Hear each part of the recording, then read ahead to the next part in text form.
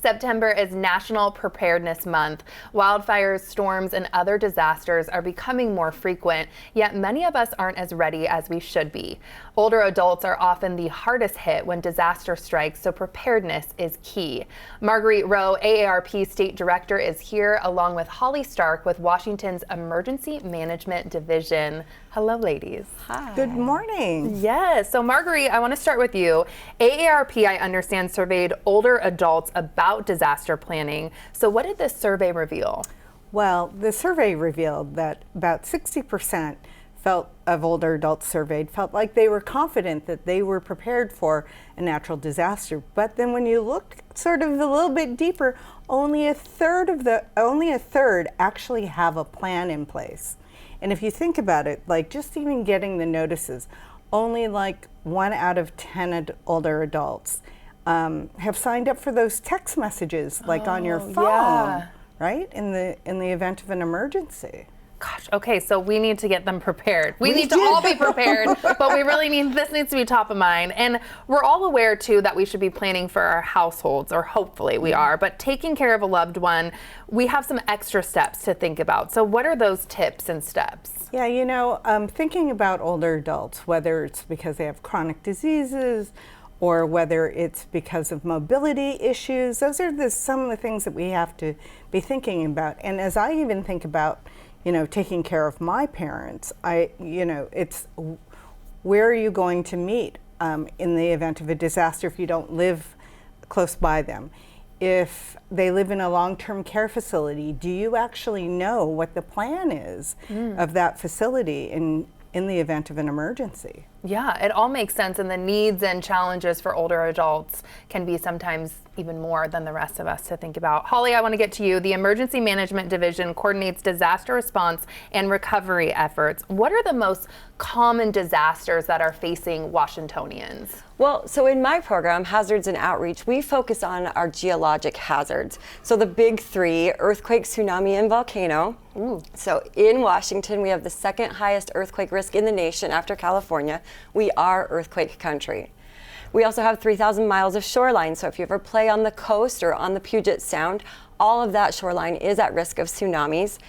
And we have 5 active volcanoes. We have it all. We really do. And those are what we call the low probability but very high consequence events. But we also like to talk about some of the more frequent hazards, like flooding, like wildfires that we're seeing more and more, like those extreme weathers, so those high heat domes in the summer and extreme winter storms. One thing about National Preparedness Month, the theme this year is preparedness starts at home, and I love that. Because when I go out and talk to people, and when I was meeting you in the lobby, we want to focus on what would be the disaster in your home. And that might be the big earthquake, right? If you're a little bit more prepared. And it might be just an extended power outage from one of those smaller disasters. If you're caring for older adults and you rely on power for medical equipment or refrigerated medication or specialized food, that could be your disaster, and it's a great place to start thinking about preparedness in your home. Yeah, and I understand there's some resources, right, to help families. What are those? We have some really great resources on our website, and I would point people to, it's mil.wa.gov/preparedness, and that's mil.wa.gov/preparedness. Amazing. And also, what's the number one action you think that families should be taking to be disaster ready, and the one that is the number one that some people miss? The one thing I always tell people to do, and it goes right back to Marguerite's point, sign up for alerts. Learn what you're going to do and how you're going to get alerted when an event is taking place. Most of our local jurisdictions here in Washington have the opportunity for you to opt in for those, and you're going to get site-specific information. But also, a lot of us are familiar with getting alerts on your phone, like those Amber Alerts that comes through our wireless emergency alert system, and what that protective action that it's telling you to do. And we want people to read those and understand we're asking you to do something to keep you safe.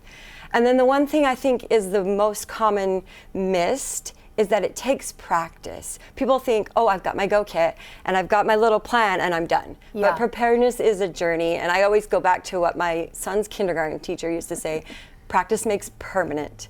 We're never going to be perfect in an emergency. But if we involve our whole family, and especially those that we give care to, in this practicing and this journey, then we're all going to be more empowered when it happens. Gosh, absolutely. I like that. I thought you were going to say practice makes perfect, but you gave the switch there. Marguerite, lastly, what's your message to family caregivers when it comes to preparing to? First, you always have to take care of yourself, right? So make sure that you have a plan. But then take that next step and prepare for your loved one. And especially for older adults, whether it's the documents, it's where to go, whether it's a notification, and then making sure that they have the emergency supplies that they need. Helping them prepare their to-go kit is just as important. Amazing. Ladies, this was so important. Thank you for all of your information. And to make sure your family is ready before a disaster strikes, visit the website that you see on your screen. You'll find some resources and information about the upcoming disaster planning webinar next Wednesday, September 17th. New Day Northwest is sponsored by AARP and VECU.